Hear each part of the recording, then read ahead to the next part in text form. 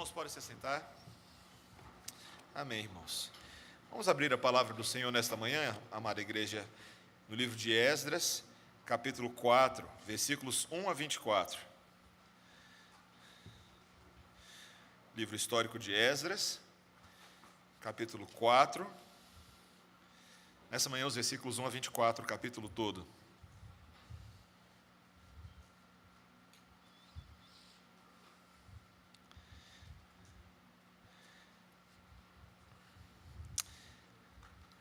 Acompanhe comigo a leitura desta palavra, que é a espada do Espírito, penetra a nossa alma, com o intuito de, uma vez que possa nos dividir, também possa nos religar ao Senhor.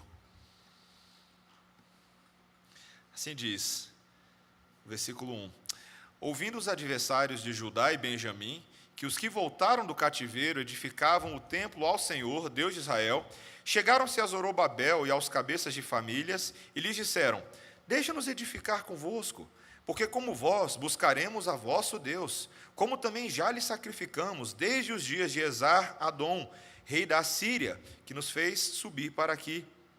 Porém, Zorobabel, Jesua e os outros cabeças de famílias lhes responderam: Nada tendes conosco na edificação da casa nosso Deus. Nós mesmos, sozinhos, a edificaremos ao Senhor, Deus de Israel, como nos ordenou Ciro, rei da Pérsia. Então as gentes da terra desanimaram o povo de Judá, inquietando-o no edificar. Alugaram contra eles conselheiros para frustrarem o seu plano, todos os dias de Ciro, rei da Pérsia, até o reinado de Dario, rei da Pérsia. No princípio do reinado de Assuero, escreveram uma acusação contra os habitantes de Judá e de Jerusalém. E nos dias de Ataxerxes, rei da Pérsia, Bislão, Mitredade, Tabeel e os outros seus companheiros lhe escreveram. A carta estava escrita em caracteres aramaicos e na língua siríaca. Reum, o comandante, e Sisai, o escrivão, escreveram contra Jerusalém uma carta ao rei Ataxerxes. Escreveu Reum, o comandante, e Sisai, o escrivão, os outros seus companheiros, Dinaitas, Afasaquitas, Tarpelitas, Afacitas, Arquevitas, Babilônios, Susanquitas, Deavitas, Elamitas e outros povos, que o grande e afamado Osnapar transportou e que fez habitar nas cidades de Samaria, e os outros aquém do Eufrates. Eis o teor da carta endereçada ao rei Ataxerxes. Teus servos, os homens daquém do Eufrates, e em tal tempo, seja do conhecimento do rei que os judeus que subiram de ti vieram a nós a Jerusalém. Eles estão reedificando aquela rebelde e malvada cidade, e vão restaurando os seus muros e reparando os seus fundamentos. Saiba ainda o rei que se aquela cidade se reedificar e os muros se restaurarem, eles não pagarão os direitos, os impostos e os pedágios, e assim causarão prejuízos ao rei. Agora, pois, como somos assalariados do rei, e não nos convém ver a desonra dele, por isso mandamos dar-lhe aviso, a fim de que se busque no livro das crônicas de seus pais, e nele achará o rei e saberá que aquela cidade foi rebelde e danosa aos reis e às províncias, e que nela tem havido rebeliões desde tempos antigos, pelo que foi a cidade destruída. Nós, pois, fazemos notório ao rei que se aquela cidade se reedificar e os seus muros se restaurarem, sucederá que não terá a posse das terras deste lado do Eufrates. Então respondeu o rei: a Reum, o comandante, a Sisai, o escrivão, e a seus companheiros que habitam em Samaria, como aos restantes que estão além do Eufrates. Paz. A carta que nos enviastes foi distintamente lida na minha presença. Ordenando eu, buscaram e acharam que desde tempos antigos aquela cidade se levantou contra os reis, e nela se tem feito rebeliões e motins. Também houve reis poderosos sobre Jerusalém, que da além do Eufrates dominaram em todo lugar, e se lhe pagaram direitos, impostos e pedágios. Agora, pois, dai ordem, a fim de que aqueles homens parem o trabalho, e não se edifique aquela cidade, a não ser com autorização minha. Guardai-vos, não sejais remissos nessas coisas, porque há de crescer o dano em prejuízo dos reis. Depois de lida a cópia da carta do rei Artaxerxes perante Reum, Sisai, o escrivão e seus companheiros, foram eles apressadamente a Jerusalém, aos judeus, e de mão armada os forçaram a parar com a obra. Cessou, pois, a obra da casa de Deus, a qual estava em Jerusalém, e isso até o 2º ano do reinado de Dario, rei da Pérsia. Essa é a palavra do Senhor. Vamos orar, irmãos. Santo Deus, estamos diante de um texto precioso, um texto que tem bastante a nos ensinar nessa manhã. Pedimos a Tua graça, Senhor, pedimos a Tua misericórdia, para que possamos entender de que maneira exatamente essa palavra se aplica a nós. Que sejamos fiéis em tudo também para obedecê-la e ser consolados por ela, em nome de Jesus. Amém. Meus irmãos, poucos confortos da vida moderna são tão agradáveis quanto um bom banho de água quente. Não são muitos corajosos aí afora, optando voluntariamente por banho de água fria. Há quem diga que há benefícios: mantém a pele mais firme, ajuda a aliviar as tensões dos músculos, boa para o couro cabeludo, para prevenir calvície e caspa. Mas você tem que estar psicologicamente preparado para tudo isso. Ninguém gosta de ser surpreendido por água fria inadvertida, não é mesmo? Uma chuva gelada quando você sai do ônibus, aquela pegadinha de acampamento depois do futebol. Os jovens estão prontos para daqui a uma semana fazerem bastante disso.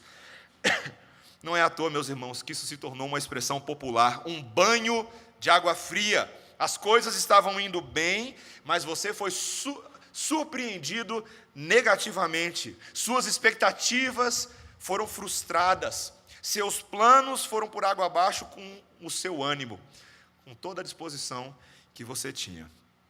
Meus irmãos, às vezes nós temos a impressão de que a caminhada com o Senhor Jesus Cristo, ela é permeada por constantes chuveiradas de água fria, não é mesmo?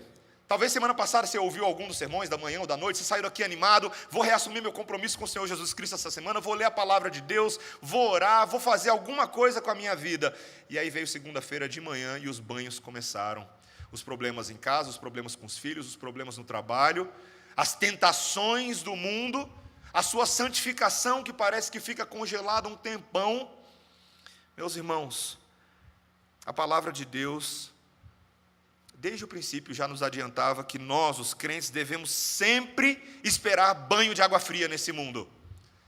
Paulo fala lá em 2 Timóteo, capítulo 3, versículo 12, todos quantos querem viver piedosamente em Cristo Jesus serão perseguidos. Esse é um tipo de banho de água fria.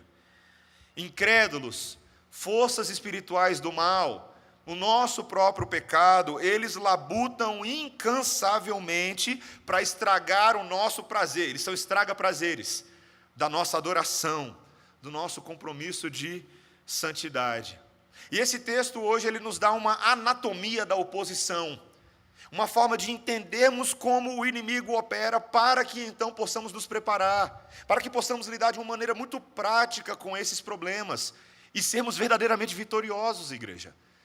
Gozarmos de consolo, de esperança, de poder e de ação no Senhor Jesus Cristo. Tem 3 coisas que esse texto nos mostra que a oposição pode nos oferecer, e nós precisamos estar prontas para ela. Primeiro, alianças comprometedoras. Depois, desencorajamento e intimidação. E terceiro, acusações perenes. Vamos ver essas 3 coisas. Primeiro, alianças comprometedoras, versículos 1 e 2.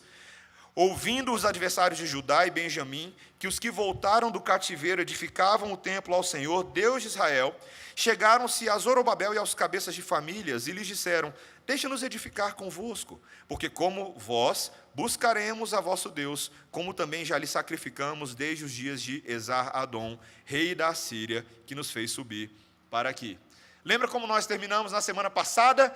Em festa. O povo de Deus foi infundido com uma nova esperança. Toda a vida cerimonial de Israel que estava congelada foi reativada. Os holocaustos, a construção dos altares, a liderança engajada de líderes como Zorobabel, Jesua, os sacerdotes foram reinstituídos, as vestes foram colocadas, as músicas foram cantadas, e o choro de alegria misturado com saudade daquele povo foi ouvido a uma longa distância. Um verdadeiro auê santo, meus irmãos.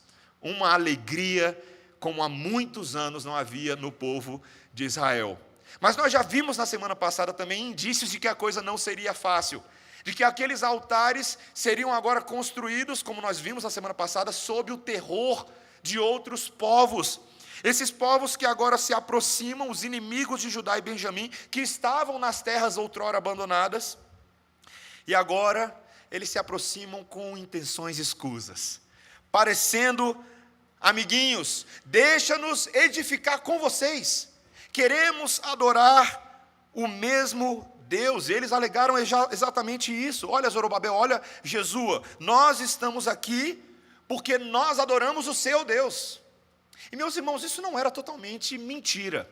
No passado, os reis da Assíria, que eram governantes sobre alguns desses povos, foram responsáveis por introduzir também a fé de Jerusalém junto à multiplicidade de ídolos que eram adorados por aqueles povos, os outros deuses. Mas é justamente essa a grande diferença. Eles não adoravam apenas a Deus. Eles tinham uma miríade de ídolos no seu panteão. E aos olhos de Deus, meus irmãos, aquilo não era verdadeira adoração. Era pecado e rebelião. A adoração verdadeira envolve exclusividade. Adoração somente a Deus.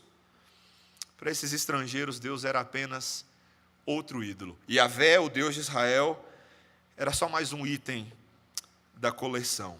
E essa era a estratégia desses inimigos. Eles queriam se infiltrar, eles queriam ver de perto o que Jerusalém estava fazendo, eles queriam encontrar uma oportunidade para atrapalhar o projeto. Meus irmãos, essa é uma estratégia frequentemente empregada por inimigos. A diluição das bases, a diluição da fé. Quantos filmes a gente assiste hoje em dia aí de espião, que o objetivo não é justamente esse, se infiltrar? Um dos filmes que eu mais gosto, chamado Os Infiltrados, ele mostra justamente essa ideia, que espiões são muitas vezes capazes de ir minando as bases de confiança, as bases de crença. E na fé cristã não é diferente ao longo da história, meus irmãos. O sincretismo e a mistura podem às vezes parecer muito benéficos no início. Nós estamos juntando as nossas forças em prol de um bem comum. Não é o que está acontecendo hoje em dia na fé evangélica, uma espécie de mistura com pessoas que aparentemente partilham das nossas crenças, mas vão rapidamente enfraquecendo a solidez, a consistência da crença nas verdades de Deus, e fica parecendo feijão aguado. Você já comeu feijão aguado? Suco aguado, de tanta água vai perdendo o sabor, vai perdendo a identidade original. Tem muito crente, meus irmãos, aguado hoje em dia. Gente que nem percebe o tanto que a sua fé já está diluída, contaminada por pressupostos mundanos e seculares. E aos poucos esses crentes vão se voltando contra a própria palavra de Deus e contra o povo de Deus. Esta semana, meus irmãos, eu li uma matéria estarrecedora.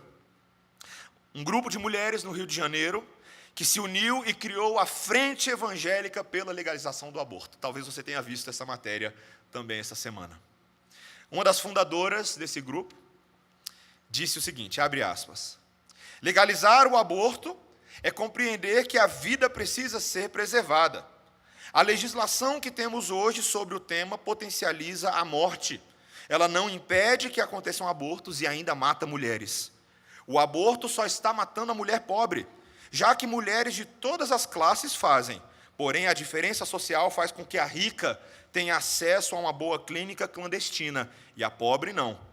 Cremos em Jesus e na palavra, mas queremos uma fé que dialogue. Não aceitaremos imposições. A mulher quer e deve decidir sobre o seu corpo, mas o machismo enraizado cria limitações. Se o Senado fosse composto majoritariamente por mulheres, o aborto já tinha sido legalizado. Fecha aspas. Vocês percebem o nível de confusão? Você percebeu a quantidade de ideias numa sentença, num parágrafo? Essa moça de 21 anos de idade, filha de pais evangélicos, teve os seus olhos abertos, como a matéria mostra, aos 17 anos, quando passou a conhecer outras realidades diferentes fora do meio evangélico, leu artigos, assistiu documentários. Ela não percebeu que, em vez de tornar-se mais sábia, a sua fé foi diluída. Sua confiança em Deus e na palavra foi enfraquecida, e hoje a sua suposta autoridade no assunto afrontam e redefinem toda a autoridade de Deus em sua palavra, porque ela teve uma magnífica descoberta na sua vida. que ela sabe mais do que Deus. Não é exatamente assim, meus irmãos, que foi a oferta de Satanás a Eva, ao lhe empurrar o fruto, ao lhe trazer os olhos para o fruto. Deus sabe que no dia em que dele comerdes, se vos abrirão os olhos, e como Deus, sereis conhecedores do bem e do mal. Portanto, a oferta da serpente é: tornem-se deuses para si mesmos. Meus irmãos, eu e você lidamos com isso todos os dias. E se a gente não abrir muito bem os nossos olhos e não assumirmos posturas que em determinado momento serão tidas como radicais, sim, nós nos deixaremos levar. Veja que a postura de Zorobabel e dos seus irmãos no primeiro momento foi maravilhosa, uma forma intransigente. Olha o versículo 3: porém Zorobabel, Jesua e os outros cabeças de famílias lhes responderam: nada tendes conosco na edificação da casa, nosso Deus. Nós mesmos sozinhos a edificaremos ao Senhor Deus de Israel, como nos ordenou Ciro, rei da Pérsia. Meus irmãos, os crentes de hoje devem ter cuidado, irmãos, com aqueles que se dizem cristãos, mas cujas ações revelam claramente que estão usando o evangelho para servir os seus próprios interesses. Joio misturado com trigo. Precisamos ter muitas vezes uma postura para proteger os nossos corações do engano. Nunca ache que a sã doutrina deve ser pouco martelada em nós. Uma vez, uma moça me perguntou ao término do culto: pastor, eu sinto que alguns dos temas que nós pregamos, eles sempre voltam nos sermões, né? Às vezes é um pouquinho repetitivo. Minha irmã, nunca vai ser repetitivo. Meu irmão, nunca vai ser repetitivo. Se o evangelho não for martelado, socado, goela abaixo, nós corremos o risco, nos outros 6 dias da semana, de darmos ouvidos à voz da serpente e sermos seduzidos por aquilo que lhe parece bom nas mídias sociais, nas ideias, nas rodinhas. Cuidado com os escarnecedores, eles adoram te convidar para a roda deles. Mas, meus irmãos, não é somente alianças comprometedoras que nos ameaçam, mas também uma intimidação desencorajadora. Em segundo lugar, veja o versículo 4. Então as gentes da terra desanimaram o povo de Judá, inquietando-o no edificar. Alugaram contra eles conselheiros para frustrarem o seu plano, todos os dias de Ciro, rei da Pérsia, até o reinado de Dario, rei da Pérsia. Esses homens, uma vez que foram negados, agora mostram as suas verdadeiras garras, mostram para que vieram. E eles agora estabeleceram uma oposição institucional desde os dias de Ciro até os dias de Dario, ou seja, uma oposição que começou mais ou menos no ano 538, 537. Ciro morreu em 530, e depois Dario assumiu e reinou de 522 até 486. Portanto, essa oposição inicial durou por um período de pelo menos 25, 30 anos. Até a conclusão do templo, em 516 e depois disso. Meus irmãos, o desencorajamento aparentemente envolveu não só as pessoas comuns, mas as autoridades locais contra aquele projeto. E é curioso porque, embora, como nós já sabemos desde o início de Esdras, esse projeto da reconstrução do templo tivesse o aval de Ciro, rei da Pérsia, os inimigos não se deram por vencidos. Seremos resistência. Seremos oposição, mesmo sem autorização de ninguém. Explorariam todo o percurso do retorno do povo de Babilônia até Jerusalém. Meus irmãos, desânimo e intimidação têm uma capacidade de minar as nossas bases. Quantas vezes, porque nós estamos sendo desencorajados por alguma coisa que está acontecendo, isso vai corroendo a sua motivação. E o medo causado por intimidação é o tipo de coisa que tem o poder para nos paralisar. E a gente fica sem ação, sem saber o que fazer, e na maioria das vezes esse tipo de coisa vai te deprimindo, vai te tornando cabisbaixo. E é o tipo de coisa que vem quando você menos espera. Uma das histórias que me fascina na Bíblia por causa dessa montanha russa é a história de Elias. Você lembra do profeta Elias? Que teve uma vitória estrondosa contra os profetas de Baal no Monte Carmelo, naquela briga de poderes em que o poder de Deus prevaleceu com fogo vindo e queimando geral. Mas, meus irmãos, logo após aquilo, o desânimo que sobreveio sobre Elias quando ele soube que Jezabel queria matá-lo, não é brincadeira. Jezabel era uma dessas mulheres intimidadoras. Ela era o valentão da escola falando forte, aterrorizando os amiguinhos. E o que Elias fez? Ele sentou-se debaixo de um zimbro e orou para que Deus o deixasse morrer.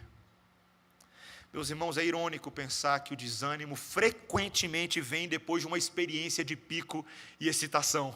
Quantas vezes na vida alguma coisa boa veio, uma notícia maravilhosa, você ficou animado e feliz e pumba, logo daqui a 5 minutos, alguma coisa acontece. Nós precisamos reconhecer que isso não é incomum na história do povo de Deus. Nós sempre fomos e sempre seremos encurralados contra a parede por algum grandalhão da vez dizendo, eu te pego na esquina. Meus irmãos, quantos reis e príncipes já afrontaram a Deus? Quantos movimentos já se levantaram institucionalmente contra a igreja? Quantos tiranos, neste exato momento, em várias partes do mundo estão ameaçando famílias, casamentos, arrancar os filhos dos seus pais?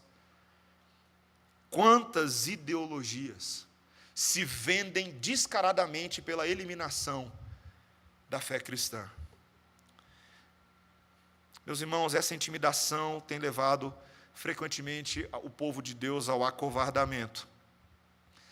Para pensar na dificuldade diária que você tem de fazer a sua fé explícita. Você já parou para pensar nisso? Quando você entra no banco, quando você entra no shopping, quando você vê aquele mundo de gente, e lá dentro da sua consciência o Espírito Santo grita, o que você está fazendo como crente para brilhar a sua luz forte nesse mundo?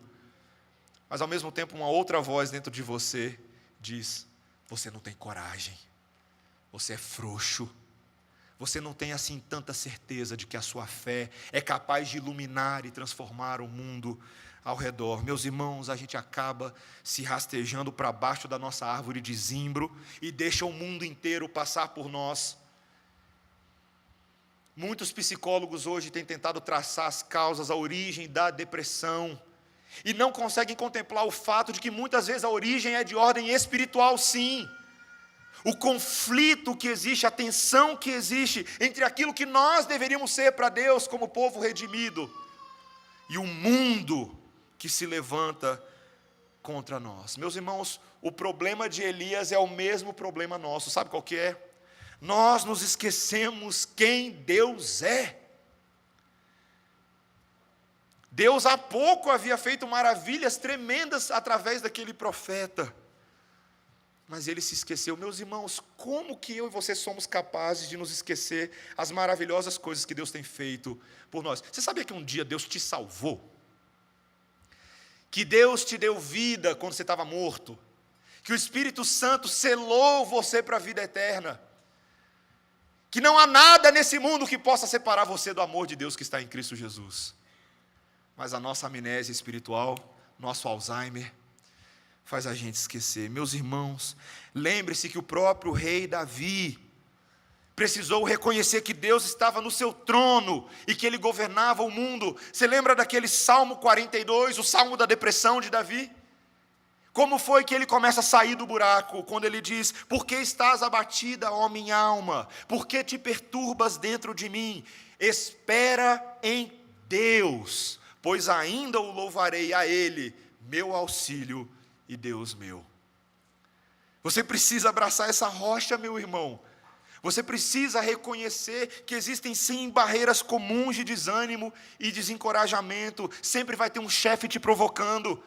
Sempre vai ter um vizinho fazendo chacota da fé cristã. Sempre vai ter um coleguinha de escola dedurando o seu filho porque ele faz oração no recreio. Sempre vai ter isso, meus irmãos. Mas tende bom ânimo. O Senhor Jesus Cristo venceu o mundo. Meus irmãos, nós não podemos enfrentar esses desencorajamentos e intimidações sozinhos. E esse tem sido parte do problema. A gente tenta vencer essas coisas sozinhos. E a gente fica depressivo sozinho também, ansioso sozinho. Meus irmãos, Deus colocou na sua vida todas essas pessoas que estão ao seu redor agora, porque eles são os recursos da graça de Deus para você distribuir fardo. É assim que funciona. É como se todos nós estivéssemos juntos carregando este fardo, colocando um pouquinho no ombro dele aqui, um pouquinho no ombro dela ali. Nós somos tão rápidos no mundo virtual a compartilhar memes, zoeiras, todo tipo de coisa, mas tão tardos para abrir o nosso coração com os nossos irmãos. Achamos que eles são incapazes de nos ajudar, e aí a gente fica tentando arrumar horário na agenda do pastor, que nunca tem horário, porque só o pastor pode me ajudar. Essa é a forma católica de pensar, não é a forma protestante. Na igreja católica, somente o sacerdote tem poder para resolver problema. Na igreja protestante, nós entendemos o sacerdócio universal de todos os crentes. Todo o povo de Deus está sendo dotado com dons espirituais para mútua consolação, exortação, ânimo. Eu lembro de um amigo meu nos Estados Unidos que ele tinha um dom que me deixava chocado. E eu falava assim, me dá 0,5% do que esse irmão tem. Ele, quando rapidamente chegava notícia ao coração a ele de que alguém estava passando por problema, dificuldade, seja na igreja, no seminário, ele parava tudo o que ele estava fazendo, meus irmãos. Ele ligava e ele só pararia até que aquele problema fosse minimamente resolvido. Ele ia na casa da pessoa, ele levava a gente para o hospital. Ele levava comida na casa de cá. Ele não sabia nem cozinhar, meus irmãos, mas ele tentava cozinhar alguma coisa para ajudar quem tinha necessidade. Como nós precisamos ser mais ativos. Como nós precisamos trabalhar mais em prol uns dos outros. Há tanta coisa que eu e você podemos fazer e nem demanda tanto assim da gente, mas a gente faz corpo duro, né? A gente faz corpo mole. Ah, não, estou aqui no trabalho. Eu vou aí depois e nunca aparece. Meus irmãos, nós precisamos cuidar uns dos outros. Quando você fica junto com outros crentes, você pode começar a superar certos medos. Você pode começar a superar certos desânimos. Quando você se coloca em oração com a sua família da fé. Meus irmãos, eu não vou dedurar o pecado de ninguém que eu mesmo não esteja suposto a dedurar o meu próprio pecado. Nós não somos tão hábeis na vida de oração. E isso é vergonha nossa. Porque nós deveríamos perceber o poder e a misericórdia de Deus sobre uma igreja que ora. Sobre uma igreja que busca a face do Senhor, esperando resposta dEle. Nós precisamos se utilizar desses recursos, queremos vencer o desânimo e a intimidação. Mas, meus irmãos, em terceiro e último lugar, há também muitas acusações perenes. Esses versículos 6 a 23, e eu deixei essa sessão maior para o final, porque eu gostaria de resumir a ideia delas. É uma sessão um pouco diferente, talvez na leitura você não tenha percebido, mas ela interrompe a sequência histórica da narrativa que vinha até o capítulo 3, e ela agora resume o que vai acontecer de agora até lá no livro de Neemias. É bem interessante, é uma técnica literária empregada, às vezes na história, na escrita antiga, para mostrar os problemas enfrentados por uma nova comunidade, e que tudo o que vai acontecer nos próximos anos e décadas agora não são problemas isolados, eram coisas que estavam profundamente enraizadas nessa situação. O texto nos mostra agora de uma carta que foi concebida e queria causar muitos problemas a Israel. Primeiro, quando você vai falar de carta, você tem que entender quem é o remetente. É uma carta acusatória que foi redigida por um conluio de inimigos, por uma cooperativa do mal. Vários pequenos povos que se juntaram em torno de um propósito comum. O texto fala aqui dos dinaitas, dos tarpelitas, dos arquevitas, dos arfasaquitas. Esse aqui o nome diz tudo, né? Arfasaquitas. os babilônios, os susanquitas, e todos os seus líderes, seus escrivões, Reum, Sinzai. Uma carta que foi redigida em aramaico e siríaco. Aqui tem um detalhe literário muito interessante. Nesse texto, a linguagem de Esdras muda do hebraico clássico para o aramaico. Muito interessante. É um registro do que está acontecendo nesse momento da história. E qual que é o teor dessa carta? Meus irmãos, o teor é simples. Rei, no caso aqui é Artaxerxes, que daria prosseguimento a tudo isso. Começa com Assuero, mas continua com Artaxerxes. Rei, Jerusalém vai dar problema. No versículo 11, ele lembra que essa é uma cidade historicamente rebelde e malvada. Você pensaria em Jerusalém como uma cidade rebelde e malvada? Mas olha a visão desses homens. Nos versículos 13 e 14 é dito que esses israelitas é um povo que não vai pagar impostos e pedágios. É um povo que no passado teve os seus próprios reis e eles se colocavam como suzeranos, não como vassalos. E, portanto, eles ficarão inadimplentes. Cuidado, eles vão trazer prejuízo ao reino e ao próprio rei. Eu estou lá com um condômino no meu prédio que ele é inadimplente há não sei quantos anos e ninguém sabe o que fazer com ele. Todo mundo tem que pagar taxa extra a mais por causa dele. Essa é a mentalidade aqui. Os assalariados estão reclamando como uma obrigação civil de um vassalo para com seu senhor. Olha, o nosso interesse, ó rei, é a sua honra. Sei.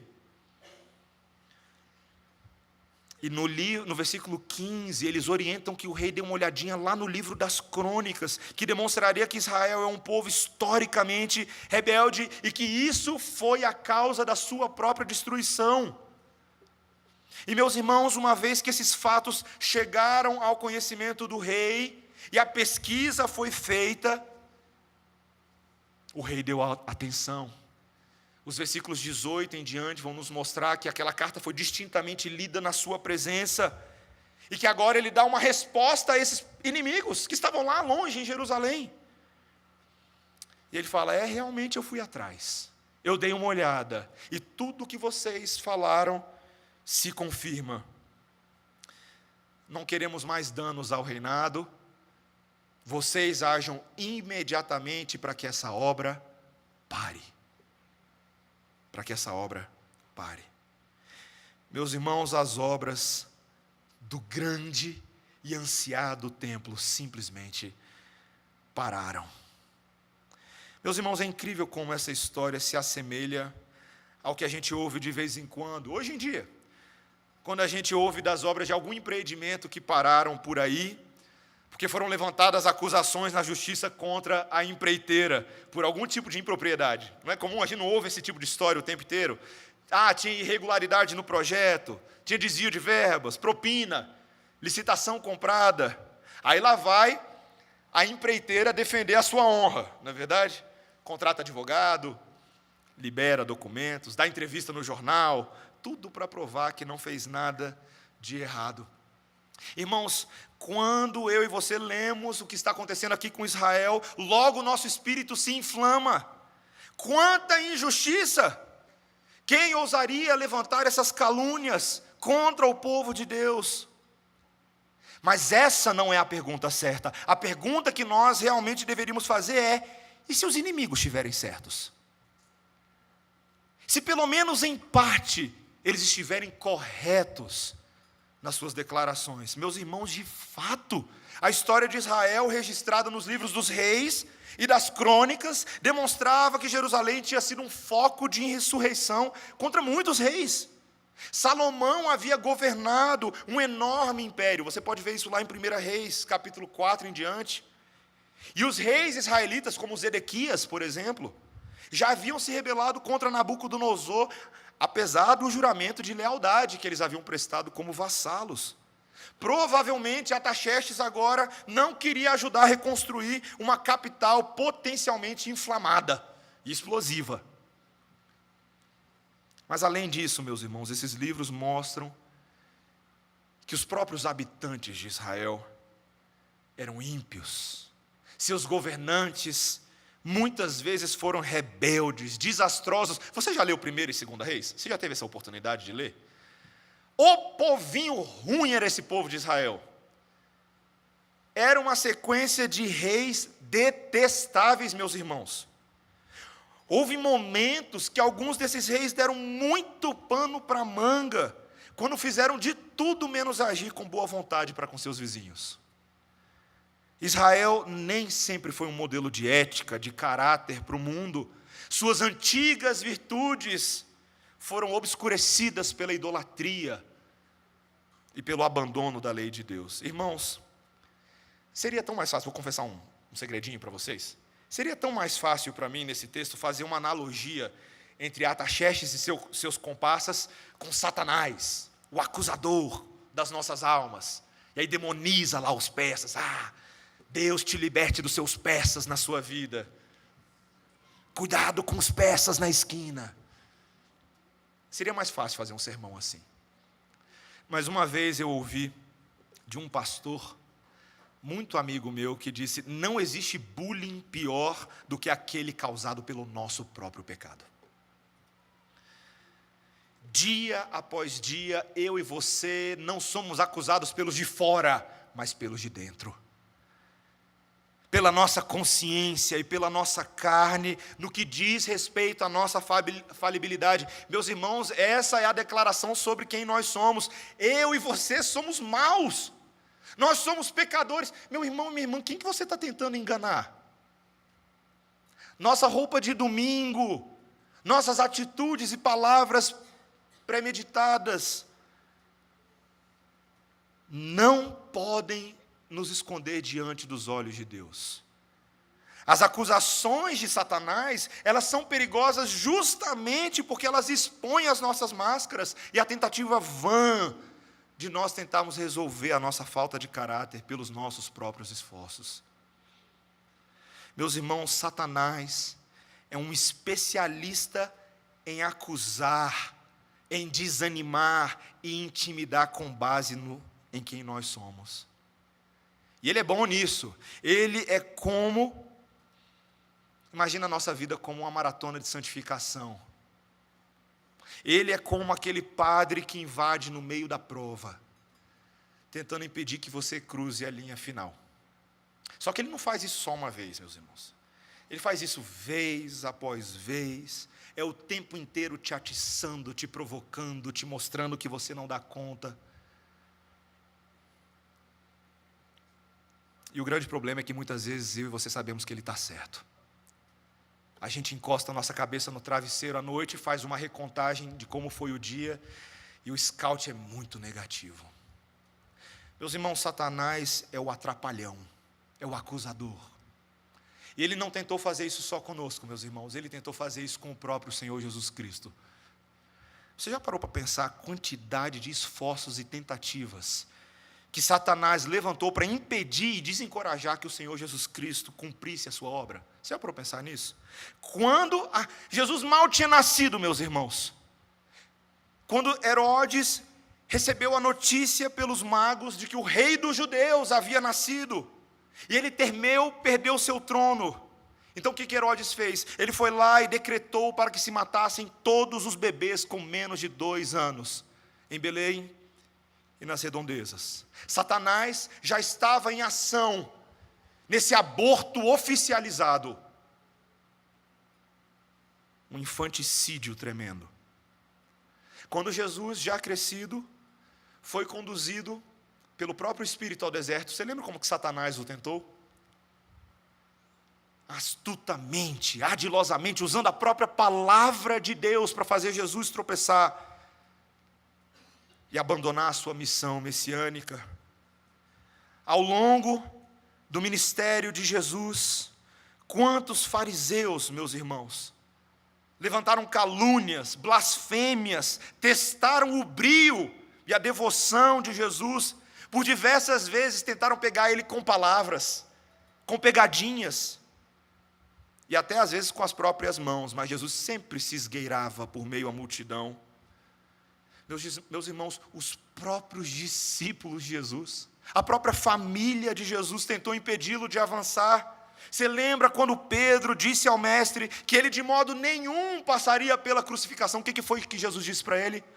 Arreda Satanás, tu és pedra de tropeço, usando a boca de Pedro. Meus irmãos, mas o Senhor Jesus Cristo não somente venceu cada uma dessas fases da sua vida, mas Ele se colocou voluntariamente nas mãos de judeus e romanos possessos de um ódio cego. E assim, meus irmãos, preste bastante atenção nisso, porque esse é o ponto central do meu sermão.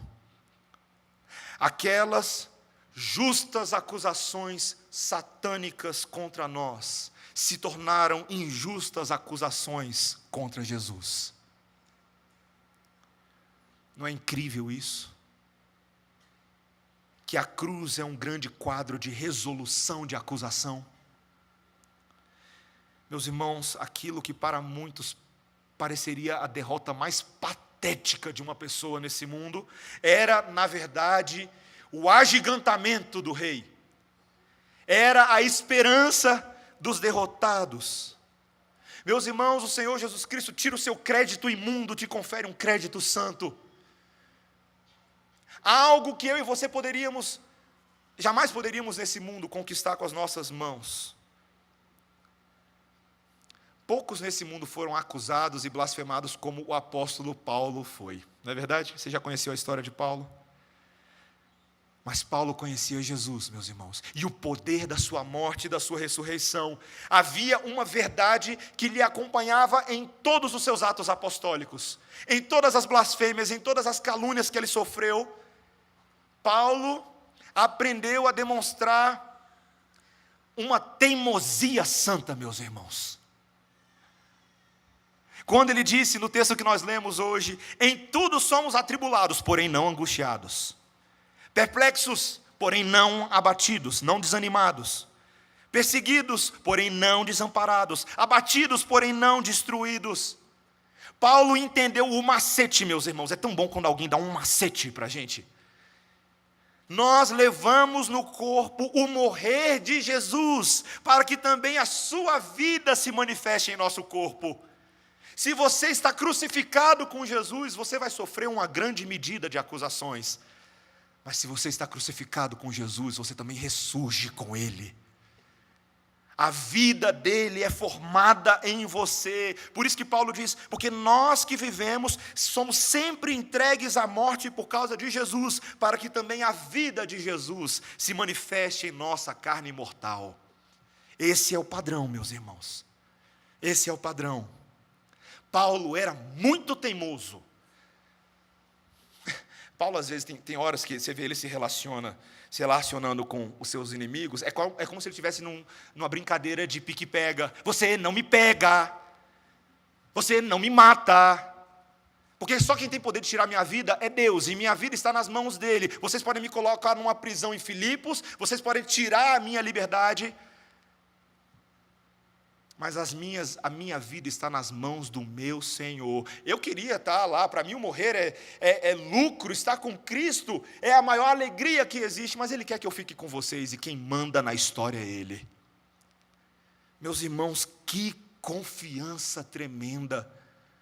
O homem mais atacado de todos foi o que disse: por isso não desanimamos. Pelo contrário, mesmo que o nosso homem exterior se corrompa, contudo o nosso homem interior se renova de dia a dia, porque a nossa leve e momentânea tribulação produz para nós eterno peso de glória, acima de qualquer comparação. Meus irmãos, eu não sei se você já experimentou isso, eu tenho experimentado isso na minha vida nas semanas recentes. Não há maior alegria do que ter o seu espírito interior renovado por Deus. Não há. Você pode receber boas notícias de fora, você pode fazer as coisas funcionarem. Não há maior alegria do que saber que a leve e momentânea tribulação produz para nós eterno peso de glória. Nós atentamos não para as coisas que se veem, mas para as coisas que se não veem. Porque as que se veem são temporais, as que se não veem são eternas.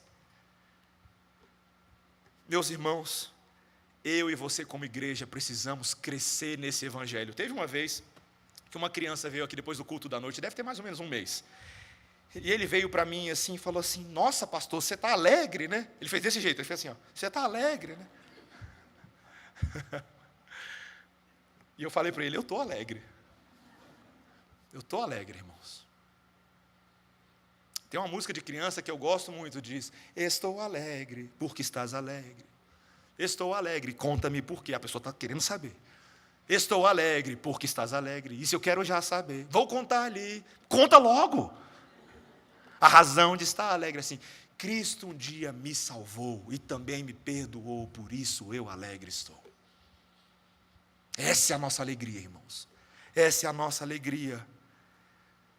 O rei Artaxerxes, talvez prudentemente, está tentando se certificar de que Israel não vai dar dor de cabeça. Alguns poderiam pensar, Israel não dá dor de cabeça a ninguém. É um povo pequenininho e pecador. Será mesmo, meus irmãos? Porque a história da palavra de Deus mostra que esse povo pequenininho e pecador é um povo de um Deus temível, grande e santo. E o cordeiro, posteriormente, ruge como leão. E esse povo do leão prevalece contra as portas do inferno. Meu irmão, minha irmã, eu posso te dar uma ótima notícia? Posso te dar uma maravilhosa notícia? O meu e o seu leão não tem medo de banho de água fria. Ele não tem. Nunca assustou. Pelo contrário, ele nada na água fria de braçada, para que eu e você possamos desfrutar das águas termais eternas do nosso Deus. Eu e você vamos ter água quentinha por toda a eternidade. Eu não estou falando só literal, não. Teremos o conforto, o amor, o cuidado e a proteção eterna do Rei Jesus. Não se intimide, não se acovarde, prepare-se para a luta, vai acontecer, você é soldado do Senhor nesse momento. A armadura do Espírito é a sua farda e não ouse não utilizá-la. Vista cada uma dessas peças. A nossa luta não é contra carne nem sangue, mas contra os principados e potestades e dominadores deste mundo tenebroso, a saber, as forças do mal. Não se engane. Mas, meus irmãos, a nossa vitória está logo adiante. A montanha pode parecer grande agora, mas lembra que o Senhor Jesus Cristo já cruzou ela, está nos arrastando com a sua âncora para dentro da terra prometida. Amém? Lembre-se disso.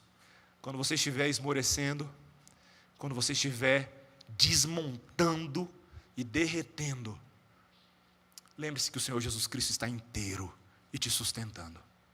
Que o Senhor nos abençoe nessa manhã. Vamos orar, irmãos.